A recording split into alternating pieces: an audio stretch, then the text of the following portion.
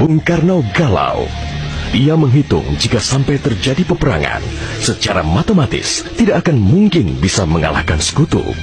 Persenjataan mereka jauh lebih lengkap dan keahlian militernya lebih memadai. Atas saran Jenderal Besar Sudirman, Bung Karno diminta mengirim utusan khusus kepada Roisul Akbar Nahdlatul Ulama, Hadratus Syekh Kiai Haji Hashim Asy'ari di Pondok Pesantren Tebu Ireng, Jombang. Tujuannya meminta fatwa Kiai Hashim tentang hukumnya berjihad membela negara yang notabene bukan negara Islam seperti Indonesia. Kiai Hashim lantas memanggil Kiai Haji Wahab Hasbuloh dari Tambak Beras, Jombang. Kiai Wahab diminta mengumpulkan ketua-ketua NU se-Jawa dan Madura untuk membahas persoalan ini. Bukan hanya itu, Kiai Hashim juga meminta kiai-kiai utama NU melakukan sholat istikharah, salah satunya Kiai Abbas dari Buntet, Cirebon, Jawa Barat. 21 Oktober 1945, seluruh delegasi NU se-Jawa dan Madura telah berkumpul di kantor pusat Ansor di Jalan Bubutan, Surabaya. Kiai Hashim memimpin langsung pertemuan tersebut dan kemudian dilanjutkan oleh Kiai Wahab. Setelah melalui diskusi yang cukup panjang dan mendengarkan hasil istikharah para kiai utama NU, esok siangnya, tanggal 22 Oktober 1945, pertemuan menghasilkan 3 rumusan penting yang kemudian dikenal dengan istilah Resolusi Jihad NU. Pertama, setiap muslim, tua, muda, dan miskin sekalipun, wajib memerangi orang kafir yang merintangi kemerdekaan Indonesia. Kedua, pejuang yang mati dalam membela kemerdekaan Indonesia layak dianggap syuhada. Ketiga, warga yang memihak kepada Belanda dianggap memecah belah persatuan dan oleh karena itu harus dihukum mati.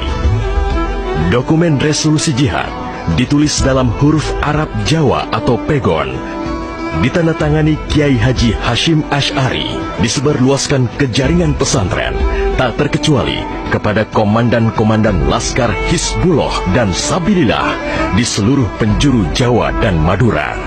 Dokumen resolusi jihad juga dimuat di sejumlah media massa pergerakan masa itu. Hanya berselang 3 hari pasca resolusi jihad dicetuskan, 6.000 tentara sekutu mendarat di Pelabuhan Tanjung Perak, Surabaya dengan persenjataan lengkap. Mendengar kedatangan pasukan penjajah, ribuan santri dan kiai dari penjuru Jawa Timur bergerak menuju Surabaya. Situasi pun terus memanas dan cenderung tak terkendali. Resolusi jihad NU telah memompa semangat perlawanan rakyat dan memicu terjadinya pertempuran hebat selama 3 hari di Surabaya, tanggal 27, 28, dan 29 Oktober 1945. Tentara Inggris kewalahan menghadapi perlawanan rakyat Jawa Timur. Mereka lantas mendatangkan Bung Karno ke Surabaya untuk diajak berunding melakukan gencatan senjata. Pagi hari tanggal 30 Oktober, gencatan senjata ditandatangani pemerintah Indonesia dan Inggris. Namun, sore harinya terjadi insiden di Jembatan Merah yang menewaskan orang nomor 1 tentara Inggris di Surabaya, Jenderal Malabi. Gencatan senjata pun langsung berakhir.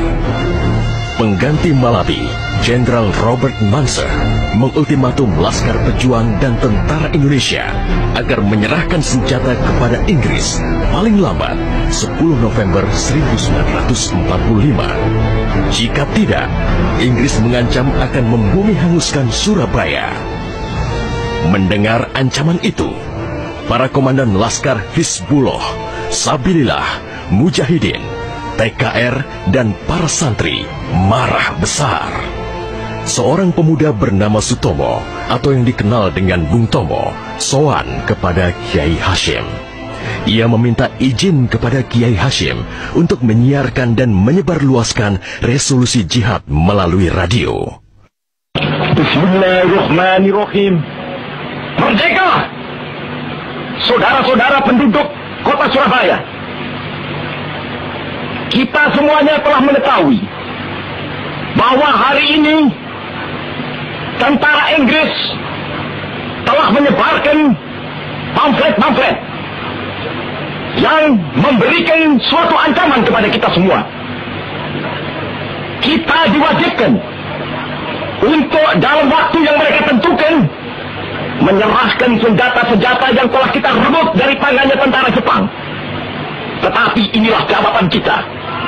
Selama banteng-banteng Indonesia masih mempunyai darah merah yang dapat membuat setarik kain putih, merah dan putih, maka selama itu kita mau menyerah kepada siapapun juga.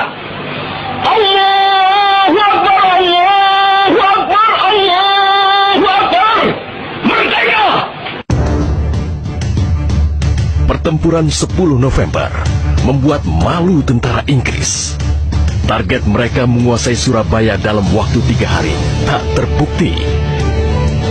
Bahkan di hari yang kedua, Inggris kehilangan Jenderal Robert Munser. Artinya, dalam 1 bulan menghadapi arek-arek Surabaya, mereka sudah kehilangan 2 jenderal terbaiknya. Perang Surabaya berlangsung selama 3 minggu. Takbir dan pekik merdeka menggema selama pertempuran berlangsung.